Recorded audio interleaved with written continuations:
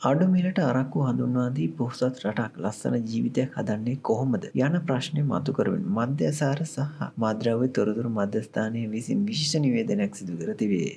එම නිවේදනයේ දැක්වෙන්නේ රජය විසින් පත් කරනු ලද සුරාබදු කොමසාරිස්වරයා 2024 දෙසැම්බර් මාසයේ මාධ්‍ය හමුවක් පවත්වමින් අඩු මිලට මධ්‍යසාර බෝතලයක් හඳුන්වා දීමට කටයුතු කරන බව ප්‍රකාශ කර සිටියේ.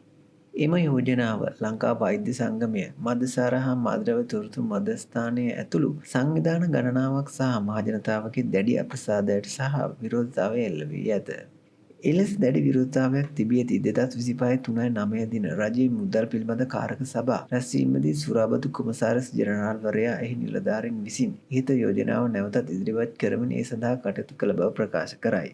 පොහොසත් රටක් ලස්සන ජීවිතයක් යන්න නව රජයේ දැක්ම 100% පටහැනි.